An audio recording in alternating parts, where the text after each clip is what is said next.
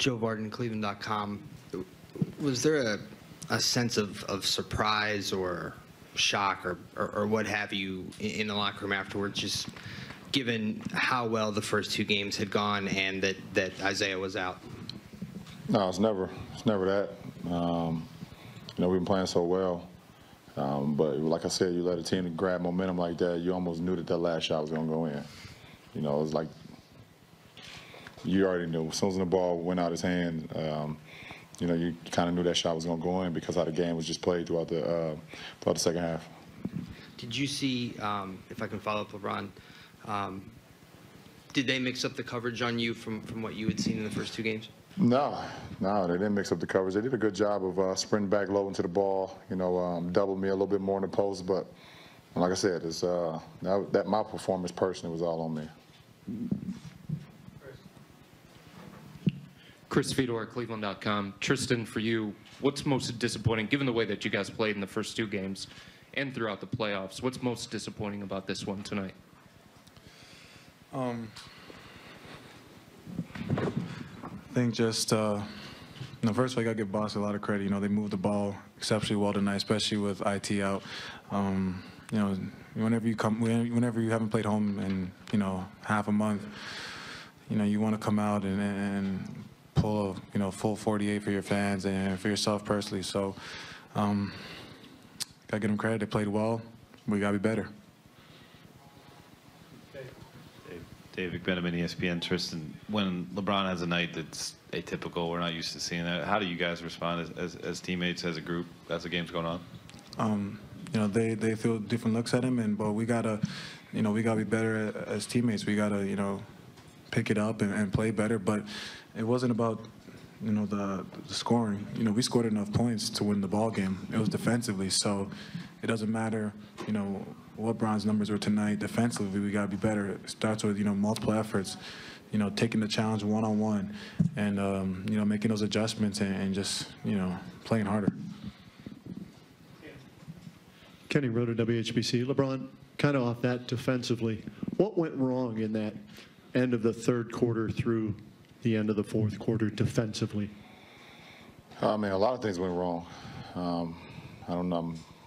Can't play the game right back in my head right now, and I'm looking forward to seeing the film tomorrow when we get together. But they moved the ball like Double T said, 28 assists, and they kept us at bay. We couldn't get stopped, so we couldn't get out in transition a lot. And those guys made plays. They made a lot of plays. They got some second chance points. We only had 2 fast break points, so they neutralized what we wanted to do. For you, you said it was just your game. Couldn't get into a rhythm tonight. Is that what it was, based on their defense, or just not feeling it, or what? No, it was just pretty poor. What do you want me to say? Yeah. Seemed like you only ask questions when we lose. It's a weird thing with you, Kenny. Always come around when we lose, I swear. Yeah, okay. LeBron, what do you take from this game going forward into Tuesday night?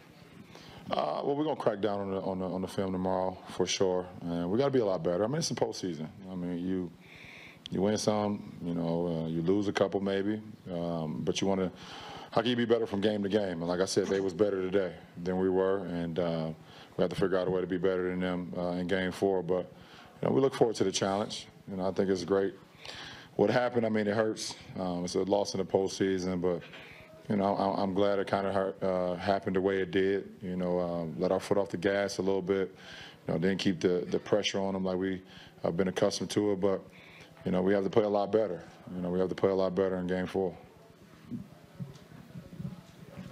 Jared Weiss, CLNS Media. LeBron, the Celtics scored 7 points on ATOs in the final minute. What makes this team harder than almost any team in the league, just trying to stop them on out-of-bounds plays? I said that before the series even started about Brad Stevens and ATOs. If you go back and look at my but you go back and look at my transcript, I said he's very good out of ATOs. He has so many different wrinkles, misdirection. You thinking the ball going this way, he has a misdirection going the other way. So.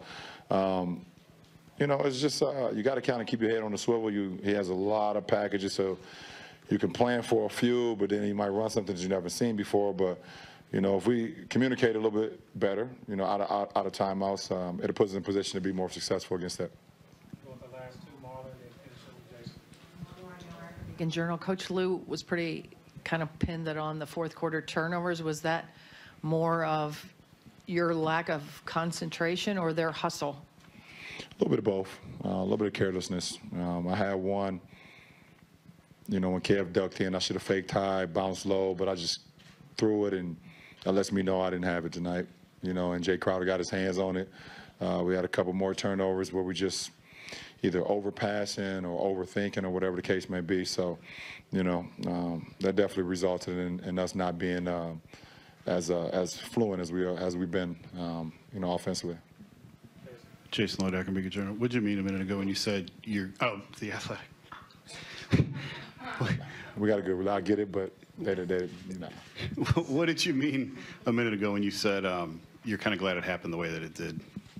Well, I feel some adversity is all part of the postseason. I feel like you have to have some type of, you know, adversity in order to be successful. And so I'm glad it. I mean, if it was going to happen, let it happen now. Let us regroup. You know, let us regroup, and all the narrative and everything that was going on. Let's regroup and let's get back to playing desperate basketball, which they did tonight. You know, and you know, so we gotta be a lot better for sure.